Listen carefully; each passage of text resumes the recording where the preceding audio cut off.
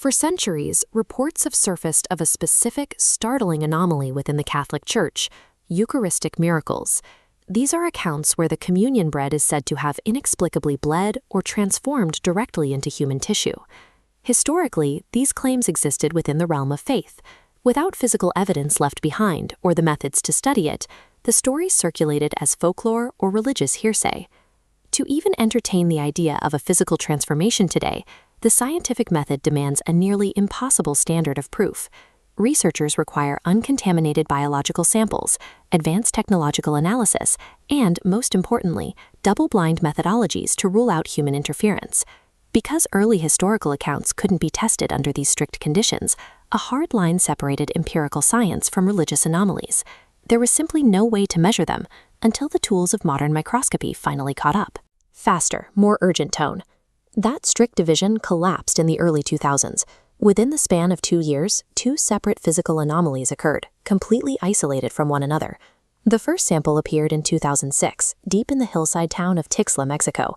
The second sample surfaced 2 years later, half a world away in Sokółka, Poland. Having 2 distinct samples from separate continents creates a natural double-blind experiment. The medical researchers in Mexico and the investigators in Poland had no contact with each other, meaning their independent findings act as a rigorous scientific check against one another.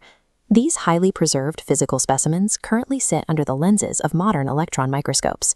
To understand exactly what these researchers are looking at, we have to pull the Polish sample out of the church and take it into a sterile laboratory setting.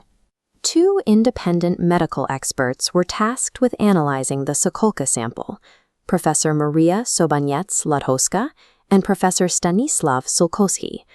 Both are highly credentialed specialists operating out of the Medical University of Białystok, a strictly secular academic institution.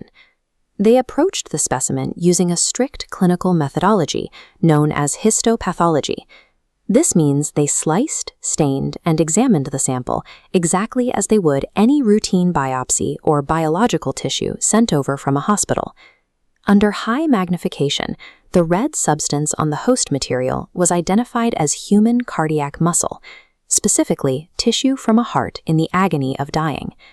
By treating the sample as a standard pathology case, the professors removed any subjective religious framing, leaving the findings to be scrutinized strictly as raw biological data. Identifying the tissue is only the baseline.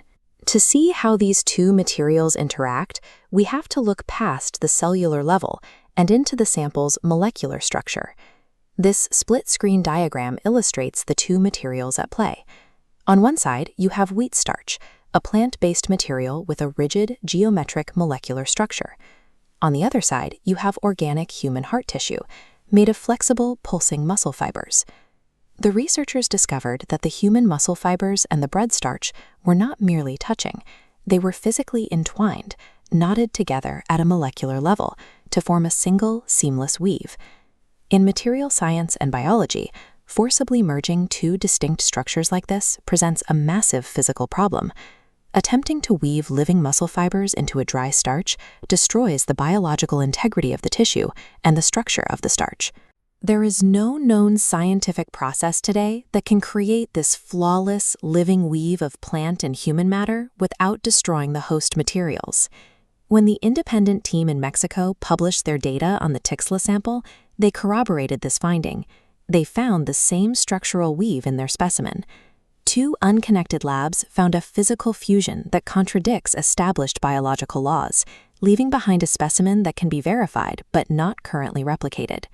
We have moved past the era where these events could be dismissed as rural folklore. The existence of these samples is now supported by peer-reviewed histopathological data. Today, the Sokółka sample remains heavily preserved in a glass case, standing as a permanent, testable paradox. The sheer physical integrity of this seamless human wheat tissue forces acknowledgement. It sits right at the intersection where religious belief and strict empirical observation collide. Ultimately, applying modern microscopy to these specimens didn't debunk the claims of the past. Instead, the testing provided the empirical evidence skeptics originally demanded, revealing a physical reality that pushes our scientific understanding to the very